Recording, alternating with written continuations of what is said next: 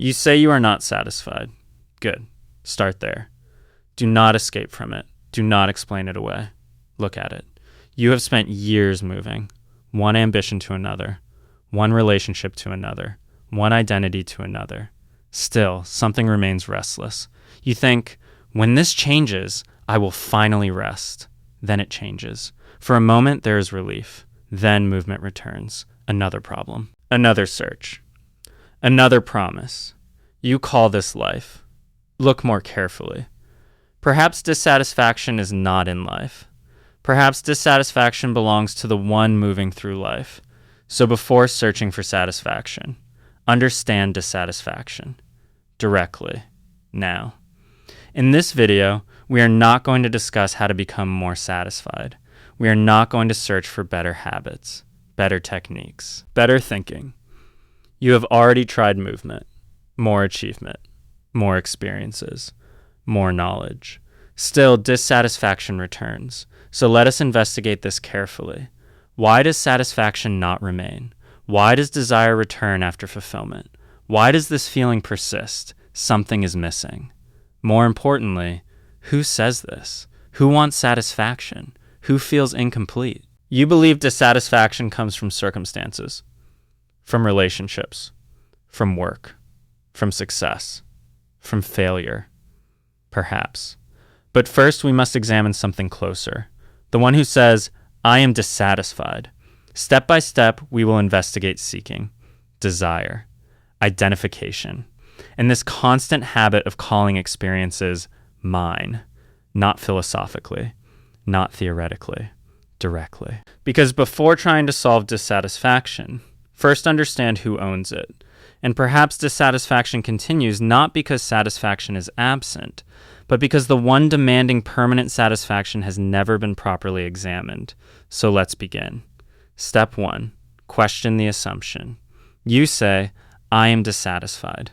Good. Who is this I? Do not answer quickly. The mind already has answers. Ignore them. Look, the body is here. Is the body dissatisfied? The body feels heat, cold, pleasure, pain, hunger, fatigue. Sensations appear. Sensations disappear. Are you changing with each sensation? Thought says, I need more. Thought appears. Thought disappears. Are you the thought?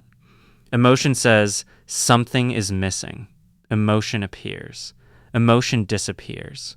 Are you the emotion? You say, I am unhappy. Who says this? Find him. Not verbally, directly. Can you locate this dissatisfied one? In memory? Memory changes. In personality? Personality changes. In belief? Beliefs change. Look carefully. You have repeated the word I for years. Still you have not examined it. Find the one who lacks. Without finding him, how do you know the problem belongs to him? You want answers. First, find the questioner. Step 2, see why satisfaction never stays. Look at experience, not theory. Experience. You wanted something. You got it. Then what happened? Relief. Then movement returned. You wanted success. Then recognition. You wanted recognition. Then security. You wanted love. Then permanence. You wanted peace. Then permanent peace. Observe. The object changes. The movement remains. You say, this next thing will complete me. Has it happened? Look, honestly. Usually satisfaction is brief. Not because objects are wrong. Because desire quickly recreates itself. One desire fulfilled. Another appears. Then another. Wanting pauses. There is quiet. Then wanting starts again. You blame circumstances. You blame timing. You blame yourself. Rarely do you examine seeking. Seeking promises completion. Has it completed itself? Or only changed shape? You keep changing objects. Look instead at movement. Observe the mechanism. Do not explain. Observe. Step 3. Examine continuity. You say, I have always been dissatisfied. Always? Look carefully. Right now. What exists? A sensation, a thought, a feeling. Then another. Then another. Where is the continuous dissatisfaction? Memory connects separate moments. Thought creates a story. Then the story says, this is me. This has always been me. Observe this process, this morning's frustration. Is it here now? Yesterday's fear, where is it? Last year's disappointment, what remains besides memory? Thought collects experiences, builds continuity, calls the collection my life, my struggle, my dissatisfaction. Watch closely. Without memory constantly repeating itself, what remains of the problem? You assume dissatisfaction is permanent. Examine whether permanence actually exists, or whether repetition creates the appearance of permanence. A thought appears, I am still incomplete. How old is this thought? New or repeated? See how identity forms, not only through ownership, but through continuity.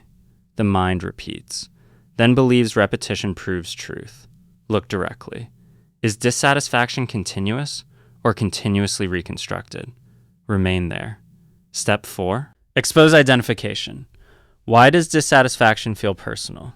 Because ownership appears immediately. A thought appears. You say, my thought, fear appears. You say, my fear, desire appears. You say, my desire. Watch this. Ownership comes quickly, too quickly. Experience appears. Then ownership appears. Then suffering appears. Observe the sequence. You say, I am the body.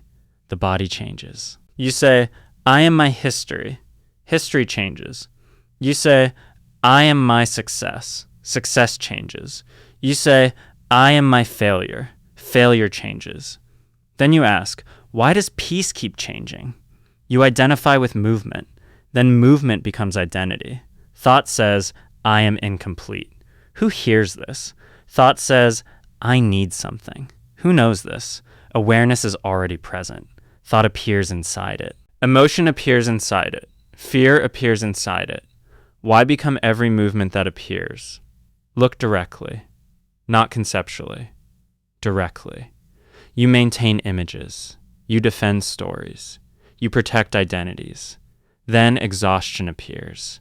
You think exhaustion comes from life. Often it comes from maintenance. Maintenance of what?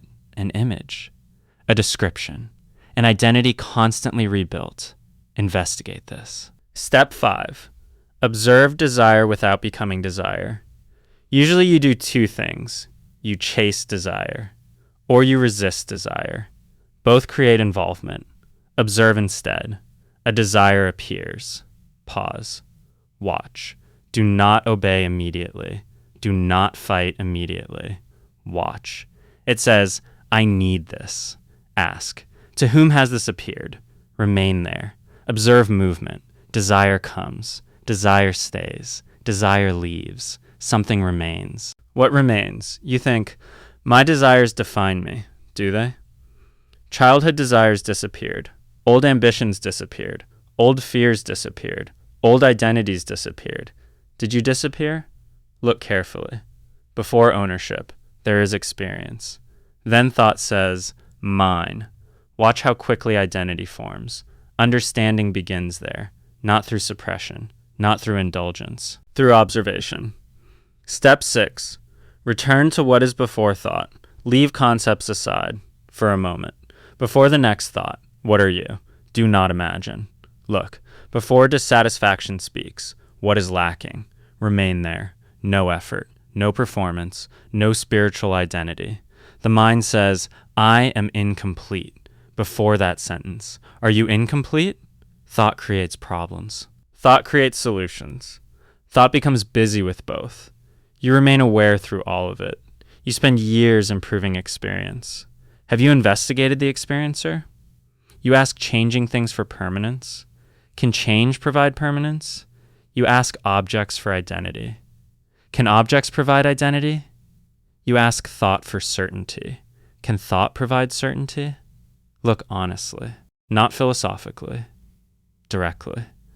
Before thought, do you lack anything? Stay there. Step 7, final investigation. Now look carefully. You came searching for satisfaction. Good. Who wants this satisfaction? The mind says, one day I will arrive. Who travels? The mind says, one day I will become complete. Who is incomplete? Find that out. Try and answer this. Without memory, what are you? Without story, what are you? Without desire, do you disappear? You expect a final state, a final experience. Permanent satisfaction. See this false assumption.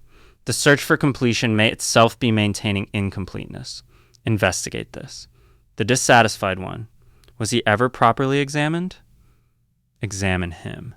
If ownership weakens, struggle changes. If the center is questioned, searching stops. So when dissatisfaction appears again, stop. Do not immediately escape. Do not immediately try to fill it with something.